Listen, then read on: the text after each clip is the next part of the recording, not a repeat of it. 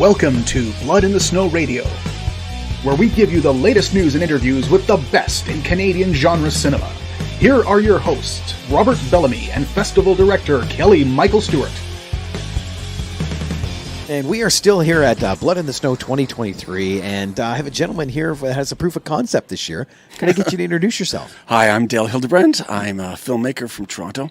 Excellent. And your proof of concept, could you explain that a little bit? Well, I thought, Directors Guild of Canada selected 8 directors to create each to make a 2-minute script and make a 2-minute film to be shot in the volume. And the volume is the same platform The Mandalorian was shot on, Star Trek is shot on. We had the art director from Star Trek doing the art direction on it. And so it's a virtual wall with a physical, practical set in the foreground, in the middle, and you got to blend the two together. And the interesting thing about that is, the wall is all projected Unreal Engine imagery. Mm-hmm. So it's in my case, it was a castle rampart to be exact.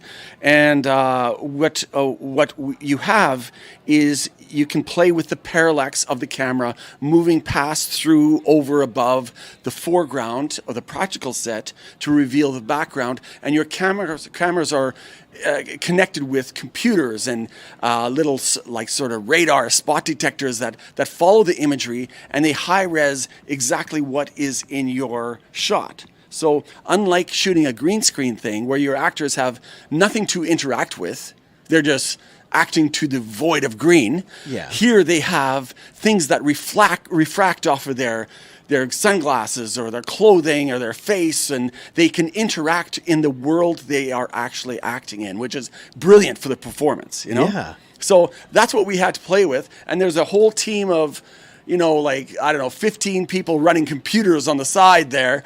It's crazy. It's really tech, and it was probably my only chance ever to do something Game of Thronesy. Is that a word? It's now a word. Yeah. Okay. So I thought I got to jump at it. So yeah, it was a great opportunity. Excellent. And now you said that people were chosen to do this 2-minute thing? Yeah. So the Directors Guild of Canada had this workshop, and people could learn about it and stuff like that. And at the time, not many directors, especially, have worked on the volume yet. And so they opened it up for people to write a script, pitch it, and if you're selected, one of the 8, you get to do it. And fortunately, mine was one of them. And there was 7 other really wonderful directors, and we get together a lot. It's interesting as a director, you work in your own silo a lot. You know what I mean? And you create and you give out assignments and you get feedback and you work with as a team with your crew, but very seldom do you work with other directors. And so That was absolutely brilliant, and we're all so supportive of each other. It's great.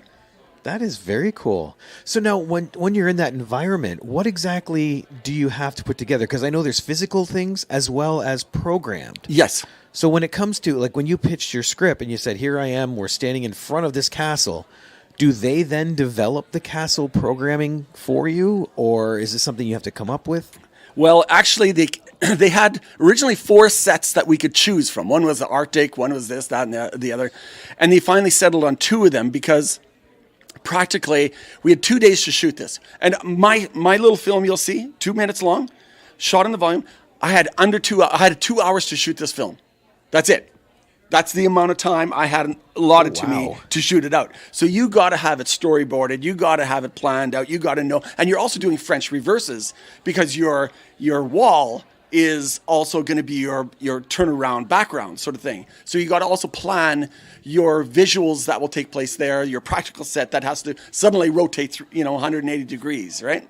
So the planning of it was several weeks in a sense, but really one solid week. So we broke it down to two sets. One day we would shoot castles. 4 directors got to shoot on a castle, and each story is completely different. Different lighting, different story, different mood, different everything, you know what I mean?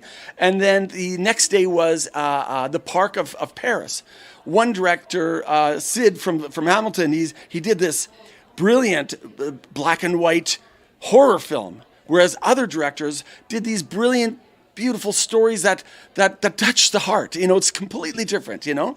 So we each had 2 hours to shoot out this little movie of ours, right? And so the planning of it, you had to work out your what you wanted. And for me, I wanted to go through the crenels, you know, the sort of like rectangular shapes of a castle, you know, and I wanted one guy's face peering through it. Okay. But the problem is we couldn't get that particular union to join up with us to build those damn things. So I did a pile of rubble. My pile of garbage became my crenels that I could, because I wanted to do almost like a poor man's, like a Luma crane, not the Luma crane. Anyways, I wanted to do, I know what you mean. Yeah, I wanted to do a move in. So I got a crane, but it's all manual, and we moved in and revealed, and the guy, you know, stepped into the crenel or into the thing. So we moved through the garbage to reveal our world of the castle and the fires, you know. So there's one practical flame, and the rest are all artificial, and you won't tell which is which. No, I guarantee you, because I didn't realize they all weren't real. Yeah. That's crazy. Yeah. So have you've never worked in this kind of environment before. What kind of things did you usually work with before? I work in documentaries, feature films. I work as a director, producer, writer, and a DP. So I'm sort of all over the place. I just love to create. And I just finished a feature film that we shot in Sicily. And it's Samuel Goldwyn is picking it up right now, so we'll be releasing that. And I'm about to shoot a documentary in the new year about a Mennonite immigration in 1874 from Imperial Russia to the West. It's sort of like a Ken Burns style, ramped up, because I'm going to use Unreal Engine to create some imagery and stuff like that. And then I have 3 pictures I'm going to be DPing in the spring to the summer. Sort of this is a big jump from documentary to, you know, ramparts and castles. And how did that jump happen? Just because this opportunity? Oh, because of opportunity. I also direct a lot of drama as well, you know. Oh, okay. So there's that option and that, you know, sort of history. You know, they saw my reels and stuff like that, and you know. But yeah, I guess end of the day, they just wanted, you know, a good little script that they selected, and then hopefully, you know, 8 directors that could execute and deliver, and they all did. And show the potential of working in this definite environment. Yeah. That's good. Yeah. So now, which would you prefer if you only had to pick one or the other, documentaries or you know, I've had that question asked of me many times.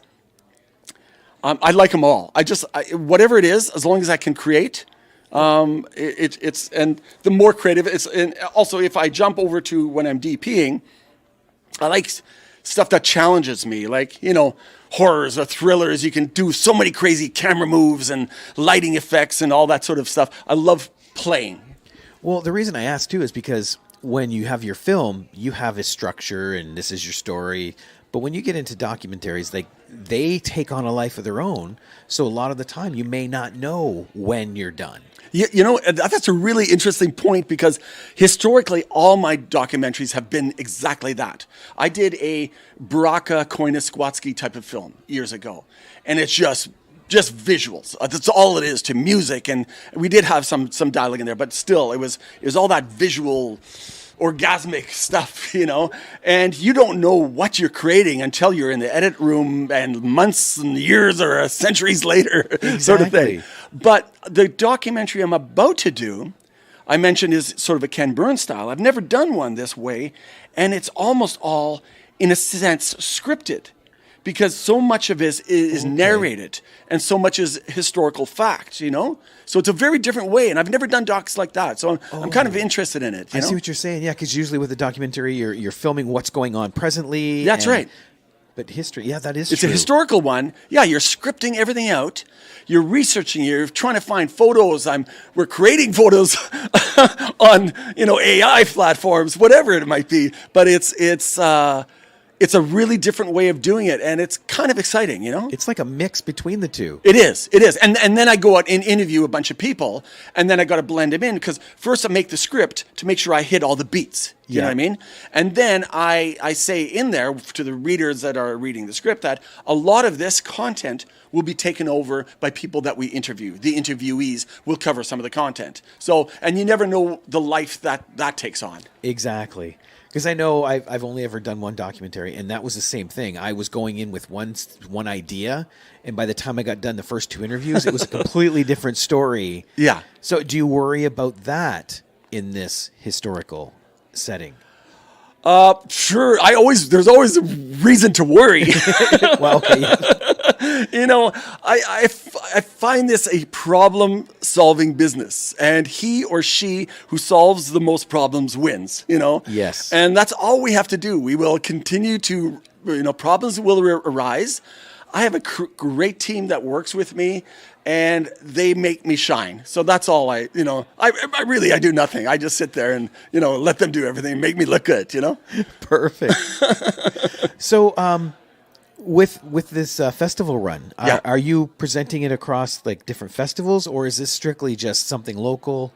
We've done a few festivals. We had one in London, in England, 2 of them there. And that's the place to go for castles. Yeah, for castles. They chose me just because of the bloody castle. I'm sure of it, But, we did Hamilton. We did it as a group. All 8 directors showed the films back to back, and we discussed all working on the volume together, which was kind of interesting. Now, that would be very cool. Yeah. There'd be a lot of information there. Yeah. Yeah, it is. I think it's a worthwhile thing for people to... just observe and learn from, because, we all learn from each other. It's great. Now, having done all the previous film work and now working in this little bottle environment, which would you consider better? All have their opportunities and challenges. And I love the challenges and I love the opportunities. There's nothing like shooting on set or on location, or, I filmed in Afghanistan where I was embedded behind enemy lines, and I flew on Chinooks filming live extractions of CIA operatives. I mean, you can't get more adrenaline rushy, is that a word as well? Yep. than now that. A new word too. It was like everything was brighter. Everything is cranked up to 11, And shooting in Africa, shooting in Asia. I mean, all of these are brilliant. At the same time, you go in a volume, and I want to shoot a sunset sequence, a magic hour sequence in Morocco. I can shoot that for 5 days straight if I want. And you it doesn't matter. Have to worry about golden hour. Yeah. The world is your oyster, so shuck it, That is excellent. Yeah. Well, congratulations on your film. Thank you. It does look stunning. Thank you. Yeah. And if you ever want to pop back on the show, please let us know, because we're always happy to have people back on. All right, man. Thank you so much. Thank you so much.